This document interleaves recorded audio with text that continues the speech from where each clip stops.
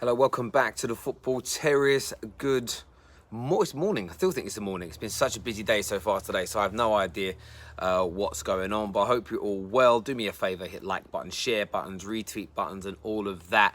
It's really important to us as the channel that we get that done. Patrick here. What do you like when Terry don't care about us? I do. Just got a very busy life, and sometimes things get delayed.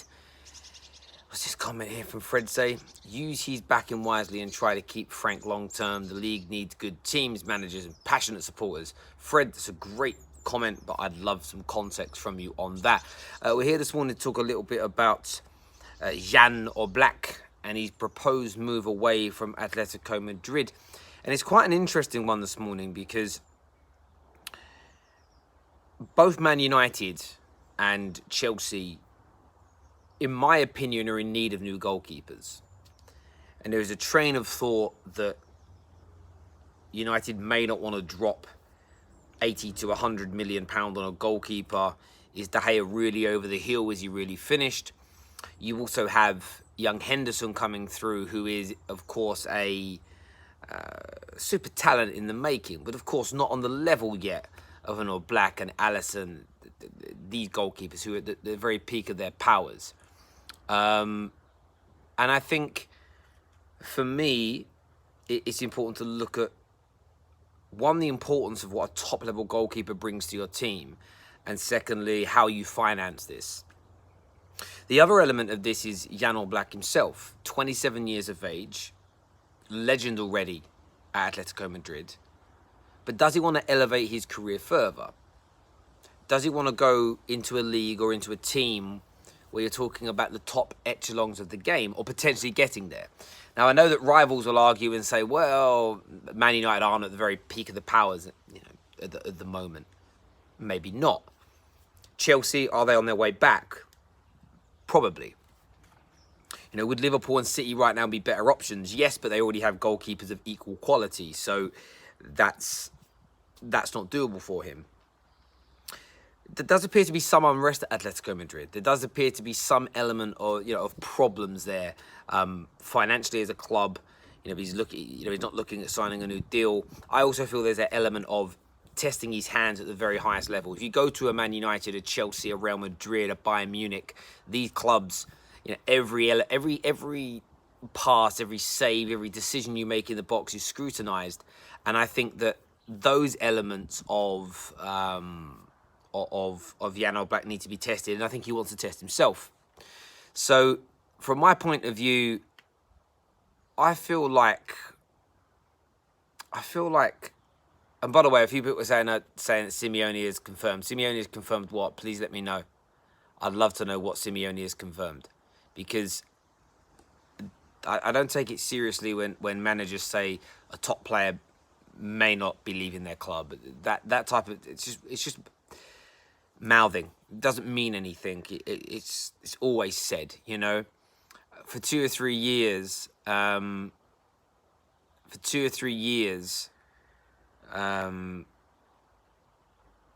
Simeone and Ati decided to deny that Griezmann was looking to leave.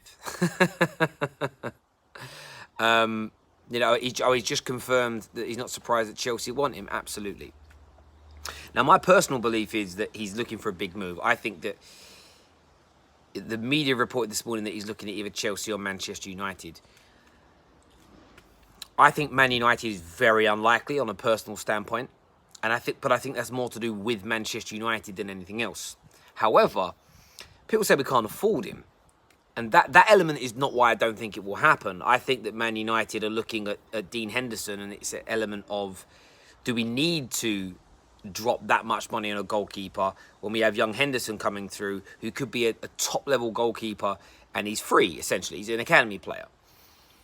But in terms of affording him, if you look at how Chelsea are looking to structure the deal, a lot of people are talking about a swap deal with Kepa. And if that's how it's going to be funded, Man United have a much bigger bargaining chip with David De Gea. Because the majority of people that think that David De Gea is finished at Man United, they don't think he's finished as a goalie. They just don't think he's heads at Manchester United. David De Gea if he refines well, it does say love for the game. That's probably a little bit harsh. But if David De Gea can, feel rejuvenated, you got one of the best goalkeepers in the world. There was a genuine swap deal to be had with De Gea for Jan Oblak. There was a genuine piece of business that could happen there, and I think Man United would be stupid not to explore that. £109 million would be the asking price in terms of the buyout clause for Jan Oblak. If you put David De Gea in as a make weight, you're going to get a lot more money in terms of offsetting the cost of Jan Oblak for David De Gea than you are Kepa. So from my point of view, do I think Man United are going to go for Jan Oblak? I think there's about a 10% chance. I think we're more likely to give David De Gea one more season, or secondly, give Dean Henderson a chance. But when people tell you that it won't happen, don't let them fool you into the financial element. Oh, United can't afford him, but Chelsea can. Chelsea are looking to offload Kepa to be able to help fund that deal, which makes sense because you have to generate income to keep spending money at a high level because you spend a percentage of your income. But Man United would raise a lot more money in a swap deal for David De Gea in a Jan Oblak move than Chelsea will for Kepa, because David De Gea is a top-level goalkeeper who, in my opinion, just doesn't want to be at Man United anymore, and I don't think he's 100% focused, and that shows at the most vital moments. I think you put a 29-year-old David De Gea back into Atletico Madrid's team, back at a club where he's already considered an absolute legend, a club where he's loved and adored, back in a city that I know him and his girlfriend or him and his wife have wanted to move back to for 4 or 5 years, you'll see a brilliant him again. So I think that those are the elements that really need to be focused on when we look at that. But do I think he's going to Man United? Personally, 10% chance. Do I think he's going to Chelsea? 30-40% chance. I think it's a long shot for teams to sign him because of the financial side of it and the other elements of the team that need to be focused upon first, as an example.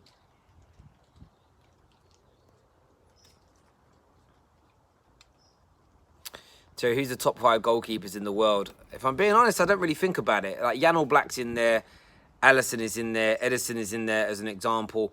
I actually still think Manuel Neuer's in it, but he just doesn't seem to get the respect anymore for whatever reason. Who else would I put in it? Who else would I put in there? But they're like the obvious ones. You've got the lad. Who's the lad that's... Can't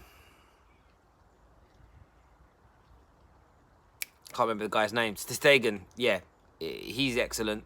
There's quite a few. Quite a few. Let's see a few more comments in here from you all. Give us the Kai Havertz news. That's coming later today, people. Come on, man. Chelsea are not getting Oblak, and I'm a Chelsea fan. Disregard that as well. This notion, oh, you can't get him, you won't get him. It's all nonsense. Chelsea can sign every single football player in the world is for sale. All of them are for sale. Every single one, if you offer the right amount of money. And every single player is purchasable if you create the right package for them. If you can make them interested in coming to work for you and play for you. There may be better options out there, maybe cheaper options out there for you. But I think Jan Oblak is a genuine link to these clubs. It's an outside chance of landing him because there's a hell of a lot of moving parts. There's a hell of a lot of moving parts to it. But I'm telling you now, if there's a top goalkeeper, a lot of people speak about, I don't know much about this guy. Is it Onana? Jan Oblak is superior to him, in my opinion. And I would spend an extra 20-30 million pound on Oblak as opposed to him. And remember that the prices of Alisson and Kepa have set the benchmark now for goalkeepers. And the point I'm making is, you might be able to do a swap deal. If you're Man United, David De Gea isn't going to go to where Onana is, but he might go back to Atletico Madrid. There could be some room for synergy there in the deal. It's a hell of a long shot. It's a hell of a long shot. A hell of a long shot. But it could end up being a better and cheaper option. It really, really could. Alisson is on the same level as Oblak. That's cool. That's cool. And again, I don't want to really get into the elements of that because I'm not really too bothered. DJ here says, Terry, have you given the Kai Havertz news yet? I've been on but had a conference meeting, calls for work, so not listening to anything. No, nothing to do yet at all with the Kai Havertz. That's going to come this afternoon. The reason to do that is just because of traffic. We get more traffic on here in the afternoons than we do mornings, so we'll always do the bigger stories in the afternoons unless it's breaking. Let's do some more of your comments here. Terry, do you see Liverpool overtaking United's trophy amount within the next 3 years? What do you mean, the Premier League?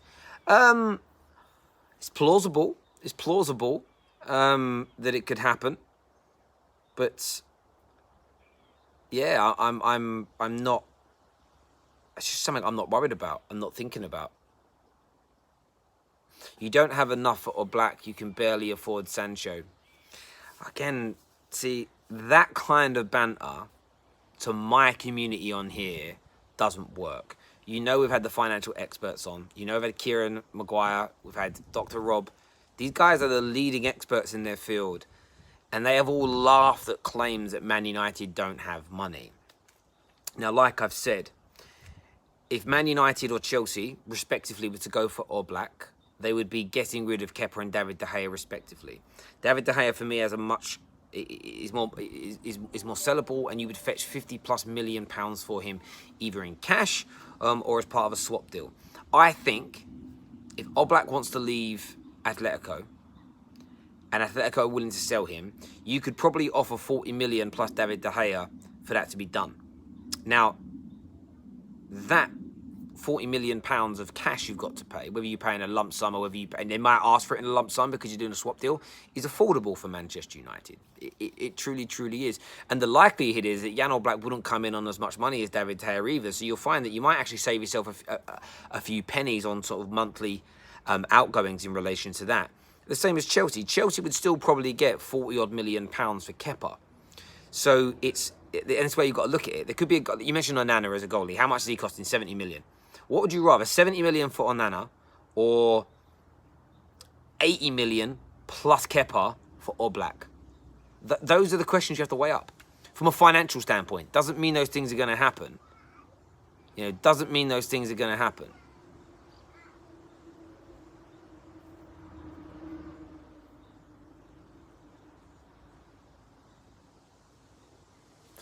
What does it say here? United taking a bit on Adidas sponsorship deal, 25 million for a season. Tell me what you mean by that, low fat. That doesn't make any sense as a comment. I'm really confused. He's got a 4-year contract, so you'd have to give him a massive payoff to leave, as Real won't pay all the wages. Who are you talking about? Again, specificity I need with some of these comments, because they're nice comments, but I don't know what you're talking about. I hate admitting it, but they'll surpass us in terms of squad, but Klopp will still compete because he's made average players world class. No, he hasn't made average players well. This is such a weird notion. He hasn't made average players world class. That doesn't make sense. He has bought players who had world class ability that people were basically sleeping on, and he's unlocked it from them. They already had that ability. You can't make an average player good.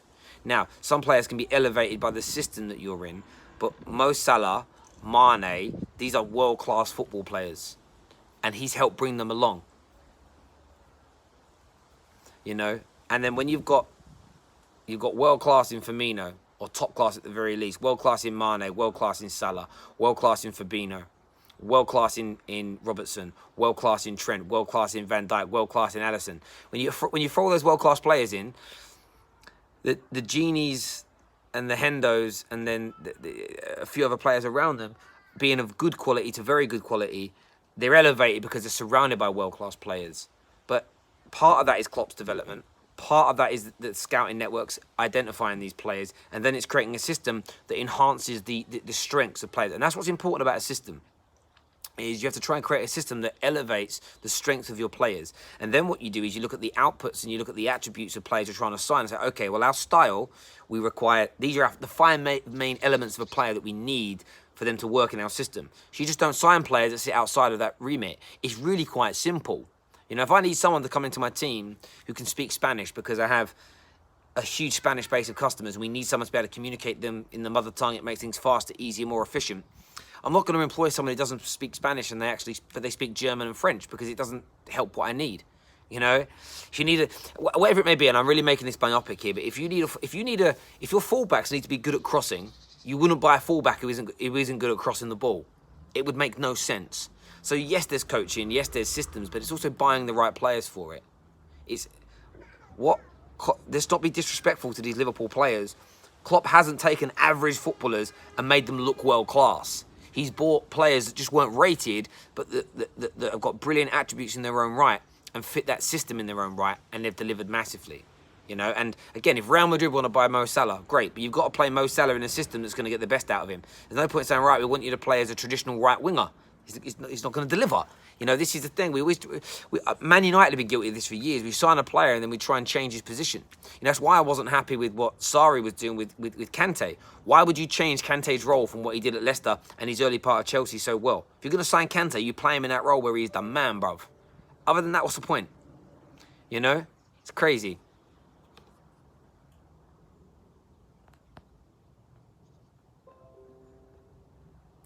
What's this one here? However, Chelsea signed Spanish players for a lot of money. They flop. Morata, Kepa, and maybe Torres. There's a little pattern there, maybe.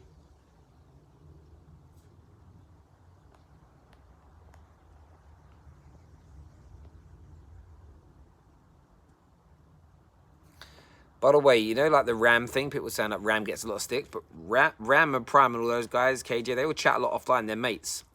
So you're seeing like if you saw me and my mates banter each other, you'd it's not bullying. You're mates. You chat offline like it's all good. Everyone knows the score. You know, like when we do like a 2-hour stream, we often finish the stream and then sit there for another 2 hours talking offline. Like everything's cool. So don't get ahead of yourselves. Don't get ahead of yourselves. But listen, there's one. I think I might miss a super chat there, and if I have, I apologise. I'm going to go back and find that. Where are we at? Where's it at? There we go. Sorry. It says, what about Dean Henderson? Sell him to us, Chelsea, then. Yeah, I mean, there's that. I mean, reportedly, Chelsea have offered him £170,000 a week. I don't see it myself. I don't see it myself, if I'm being honest, £170,000 a week. But that's also why I put Man United's probability of signing Jan Oblak low. I think that Jan Oblak could sign for Man United. I think we can afford to structure a deal. But I almost feel like there's an element of saying, do we need to with Henderson? Because if you sign Jan Oblak now, Henderson is never becoming Man United's #1 goalkeeper. It's never going to happen. So United need to be sure of how good Henderson can become. That's what they need to become sure about. But listen, everyone who's tuned in, thank you. Do me a favour, hit the like button, please. Hit the share button. And we'll see you all again this afternoon. Take care. Goodbye. God bless.